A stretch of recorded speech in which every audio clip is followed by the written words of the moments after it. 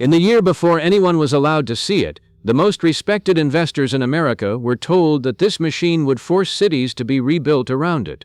Steve Jobs is reported to have said it was as big a deal as the personal computer. John Doerr, the venture capitalist behind Amazon and Google, said the company would reach $1 billion in sales faster than any firm in history. 19 years later, the product was discontinued. Over its entire lifetime, it sold roughly the number of units its inventor expected to sell in a fortnight. This is not a story about a bad machine. The machine worked. That is what makes it worth taking apart. Before the detail, here is the whole argument in one piece, so you know where this is going. The Segway failed for 4 reasons, and only one of them is the one people usually give. First, the price. $4,950 at launch for a device that replaced walking. That one is obvious, and it is the least interesting. Second, and much more important, it had no lane. At 12.5 miles an hour and around 45 kilograms, it was too fast and too heavy for the footpath, and far too slow and too exposed for the road. Every city on Earth is built as 2 surfaces. The Segway was designed for a third one that does not exist. Third, the law had no word for it. It was not a pedestrian, not a bicycle, not a motor vehicle. In Britain, that gap meant it was illegal on the pavement under an Act of Parliament from 1835, and illegal on the road because it could not be registered. A 21st century vehicle, blocked by a statute written for horse-drawn carriages. Fourth, and the one that actually kills products, it asked you to buy it. 100 pounds of machine, no folding, no stairs, nowhere to put it at the other end. And here is the problem underneath all 4. Dean Kamen had diagnosed the city correctly. Short trips really were broken. He simply built the wrong object to fix them. And then, 16 years later, the company he founded built the right one, for somebody else, and almost nobody noticed. The hype was not invented afterwards, by people mocking it. It is documented, and the documentation is unusually good. The most reliable account is Steve Kemper's book, Codename Ginger, published in 2003. Kemper was given inside access to Dean Kamen's company for years, and it was the proposal for that very book, leaking in January of 2001, that started the frenzy. The leak did not name the product. It reported what the people funding it believed about it. That the inventor expected to sell 10,000 units a week. That cities would be redesigned around it. That Kamen described what he was building as being to the car what the car had been to the horse and buggy. For 11 months the world argued about an object it had never seen, under the code names Ginger and IP. It was finally revealed on the 3rd of December, 2001, on Good Morning America. It was a 2-wheeled, self-balancing standing platform, and it cost $4,950. The reaction that day is the part worth remembering. Not that people hated it, that people were disappointed. After a year of being told the map of the modern city was about to be redrawn, they were shown a scooter that stood up by itself.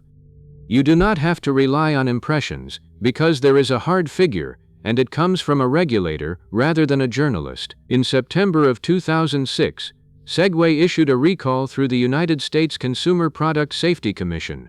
A software condition could make the wheels unexpectedly reverse. The recall covered every unit the company had sold since it began shipping in March of 2002. That total was 23,500. Sit with that for a moment against the projection. 10,000 a week was the expectation. 23,500, over roughly 4.5 years, works out at about 100 a week. The forecast was not optimistic. It was wrong by 2 orders of magnitude, and the recall notice, which nobody wrote to make a point about failure, is what proves it. So why did a machine that worked, from an inventor with a real record, sell 1% of what everyone expected? Because a city is not a surface. It is 2 surfaces, with a curb between them, and everything that moves must commit to one. The footpath is for things that are slow and light, where a collision is survivable, walking roughly 5 kilometers an hour. The road is for things that are fast and heavy, where the price of entry is registration, insurance, lights and a license. The Segway was engineered to sit exactly between them, and it did so with real elegance. 12.5 miles an hour is more than twice walking speed. 45 kilograms is heavier than a child. On a footpath, that combination is a genuine hazard to pedestrians. On a road, the same machine is a slow obstacle with no crumple zone, no lights to speak of, and no protection at all. The invention was excellent. The problem is that its performance envelope landed in the one region for which no city has ever built infrastructure, and notice what that means. This was never a marketing failure. No campaign fixes it, because the objection is not in anyone's head, it is in the concrete. Infrastructure is only half of it. The other half is that the law describes the same two surfaces, and it also had no category to offer. Segway understood this and fought it directly, lobbying state by state across America to have a new vehicle class written into the traffic code.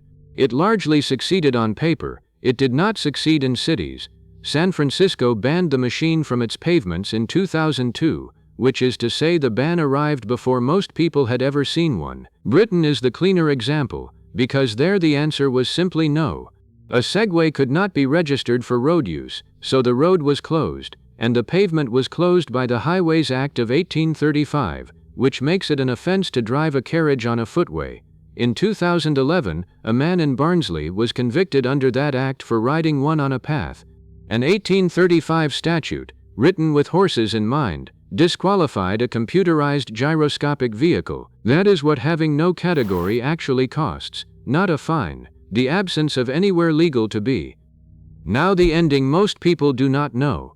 Segway was sold in 2009 to the British businessman Jimmy Heselden, who died the following year in an accident riding one on his estate. In 2015, the company was bought by Ninebot, a Chinese manufacturer backed by Xiaomi. In 2020, production of the original Segway ended, reportedly around 140,000 units across 19 years. But look at what Ninebot was making by then. When Bird and Lime put electric scooters onto city streets in 2017 and 2018, a large share of those scooters were built by Ninebot, that is, by Segway. Bird reported passing 10 million rides faster than any company had reached that mark. Same ambiguous space between curb and road, same regulatory vacuum, almost the same manufacturer. Three things changed. The scooter is light enough to lift and fold. It costs a few dollars a ride rather than $5,000 to own, and nobody has to store it, because nobody owns it. Kamen's reading of the city was right. Short trips were broken and worth fixing. What he got wrong was the object and the ownership. The Segway is remembered as a joke, and that memory hides the actual lesson. It did not fail because it was ugly, or because a mall cop rode one in a film, though both of those things happened. It failed because it was a superb answer to a question the built environment does not ask. There is no third surface, there is no third legal category, and a machine you must buy for $5,000 and then find somewhere to put has to be worth more than a walk. Everyone said it would change cities. In the end, cities changed instead, quietly, on cheap folding scooters, many of them made by the company that built the Segway. The prediction was accurate. The prediction was simply about the wrong machine.